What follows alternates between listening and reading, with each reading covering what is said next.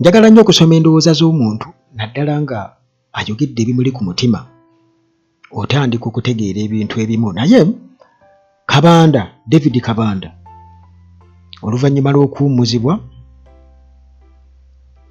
mu PLU yatukakasiza n'atugamba nti ye kennyini ye yasaba Muhoozi Kainerugaba nti aleme kubeera ng'akola ki, amuwe ekifo kyonna nti amuwummuzeemu okukaabeere wali.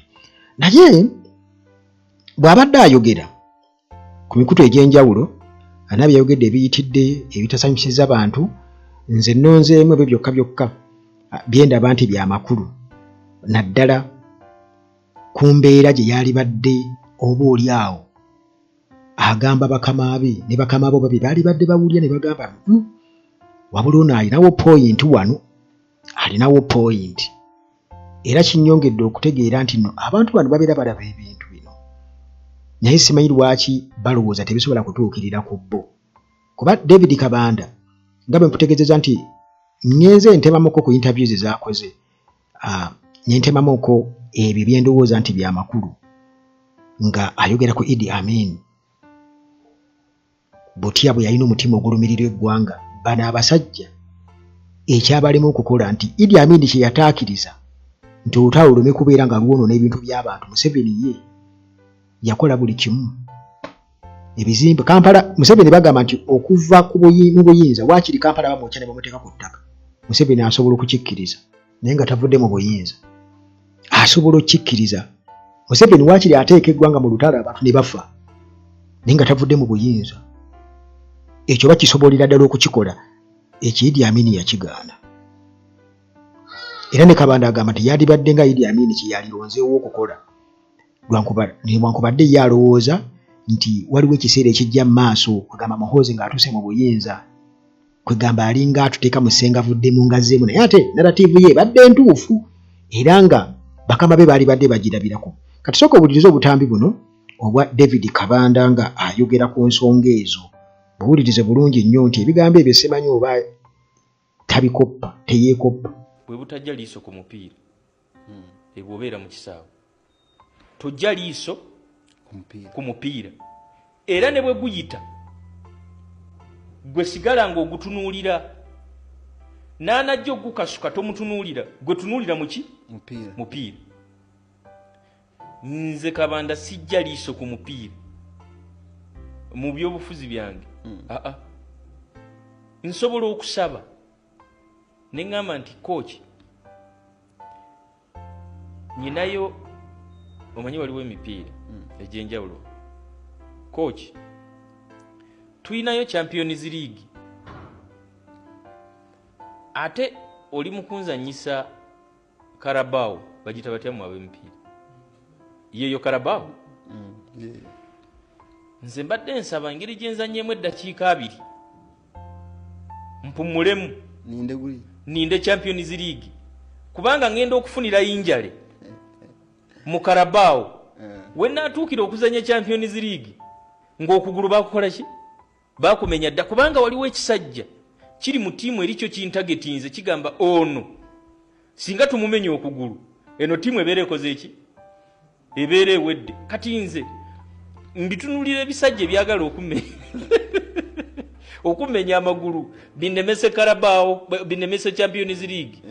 Kyova olaba ngamba mukama wange ne mugamba nti omanyi mbadde nsaba ompeemu ku substitute ntuule neetegekere Champions League lwa nsonga Champions League nkulu nnyo okusinga Carabao Cup, era teri muntu ayinza kujagulizaako olw'okubanga watute Carabao Cup oba tuko pamoja.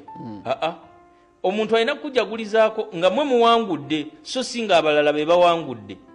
N'olwekyo ne bwe ntuula ku bagita batya bench, bagita bench, ku bench, era bwe ntuula ku bench sidda ku WhatsApp.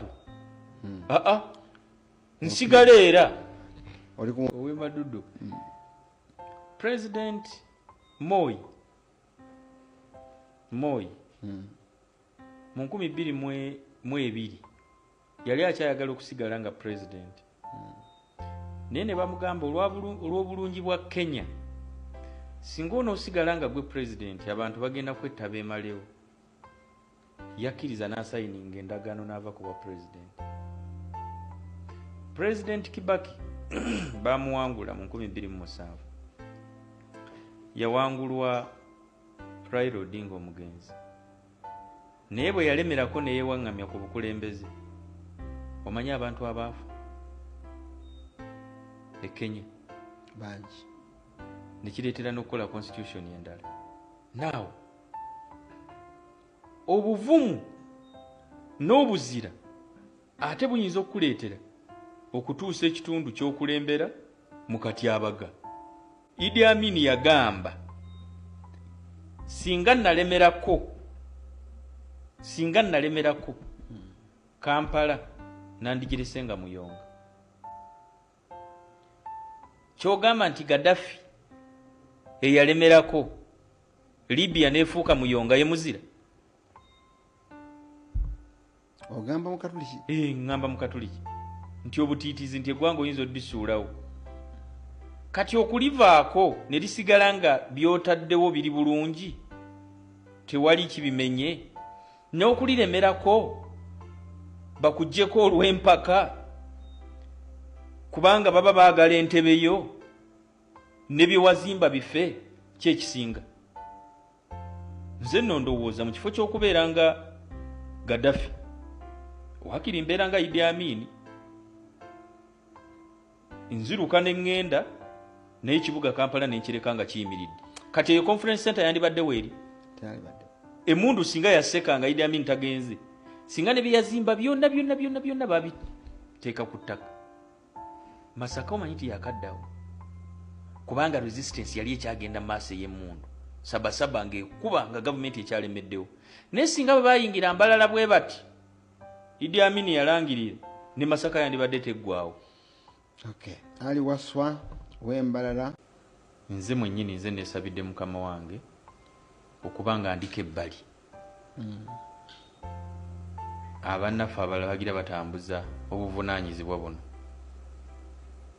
Tugenda kusigala nga tuwagira Pierre Oyu si ya bifo era mukama wange ne bwe yandibadde tansigaza mu kakiiko ak'oku ntikko nandisigadde mpagira Pierre Oyu kubanga bangi nnyo abagiddwa ku bifo ne mu NRM naye ne basigala mu kibiina ekye-NRM. So bawagire General Muhoozi bawagire Pierre Oyu ebirungi biri mu Champions League wano tukyasamba Carabao.